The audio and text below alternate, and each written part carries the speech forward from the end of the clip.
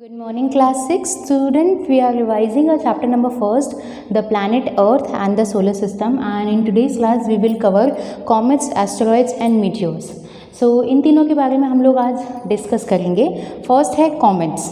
आप लोग अपनी बुक्स को साथ रखेंगे तो आपके लिए भी इजी रहेगा. You must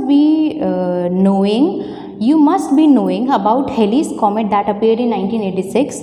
It is one of the most famous comets that returns on the Earth proximity every 75 years. तो हर 75 years में से और 75 years में एक इम्पॉर्टेंट फेमस कॉमेट निकलता है. आपको इस पिक्चर में दिखा दूंगी एंड मैं हैली कॉमेट की पिक्चर भी इसके बाद इंसर्ट कर दूंगी कि हैली कॉमेट कैसा दिखता था.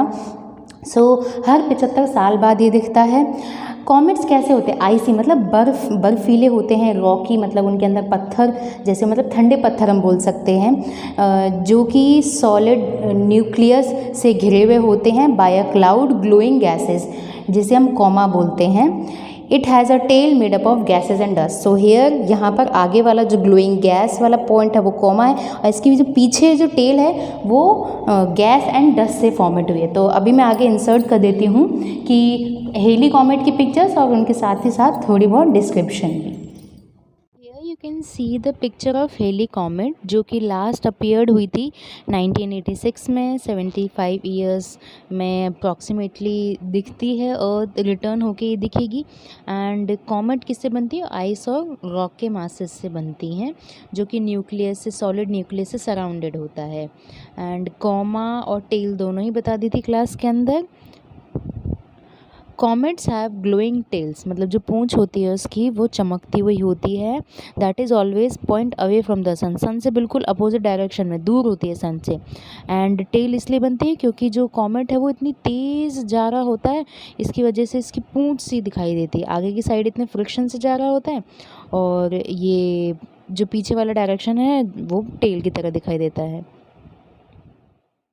नाउ एस्टेरॉइड्स की तरफ बढ़ते हैं. एस्टेरॉइड साइंटिस्ट कहते हैं कि asteroids are bits and pieces of rocks that were left when a solar system was formed. तो साइंटिस्ट के अकॉर्डिंग ऐसा माना जाता है कि जब सोलर सिस्टम की फॉर्मेशन हो रही थी तो कुछ छोटे मोटे पत्थर जो बिखर गए ना, वो क्या हैं? वो एस्टेरॉइड्स हैं. They are also called planetoids and और माइनर प्लैनेट्स. तो बड़े बड़े पत्थरों से मिलकर ही, मतलब एक तरीके से रॉकी पार्टिकल से मिलकर ही हमारे प्लैनेट्स बने हैं. तो इन्हें क्या बोला जाता है? प्लैनेटॉइड. मतलब प्लैनेटॉइड्स जैसे या फिर छोटे मोटे प्लैनेट्स, पर उस पर कोई रह नहीं सकता है.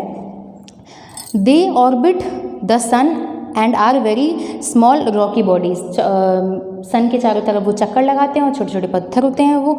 एस्टेरॉइड बेल्ट्स हम लोगों ने पिछली क्लास में, बहुत सारे क्लासेस में हम लोगों ने देख लिया था. 1 2 3 4 inner planets.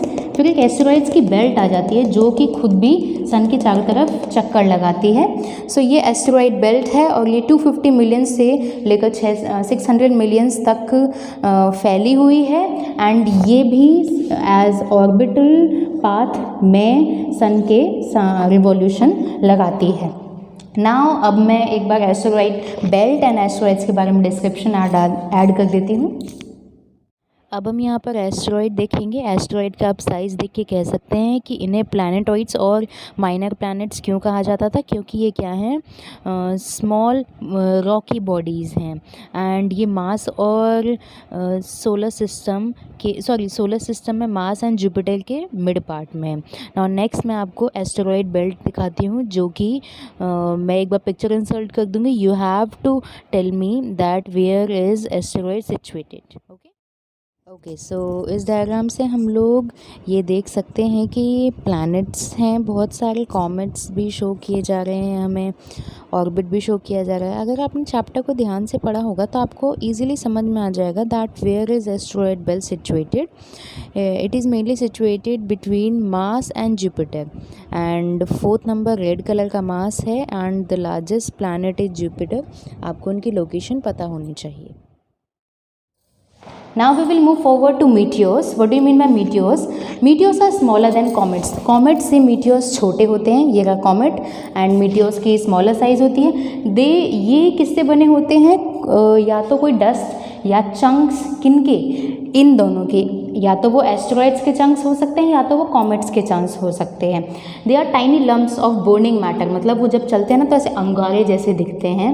And stick into a solar system, और घूमते रहते हैं ये, कभी कभी अर्थ के अंदर भी इनकी एंट्री हो जाती है। Those meteors that enter the earth's atmosphere are called meteors and those that crash upon the earth are called meteoroids. तो जो अंदर की तरफ आ जाते हैं वो कहलाते हैं मीटियोर्स, और जो बाहर ही जल जाते हैं, जो दैट क्रश अपॉन द अर्थ, जो कि बाहर के बाहर या अंदर आने के टाइम पे जल जाते हैं, उन्हें हम बोलते हैं मीटियोराइड्स। ओके, सो एंटर कर जाते हैं, that is called meteors. And those who crash upon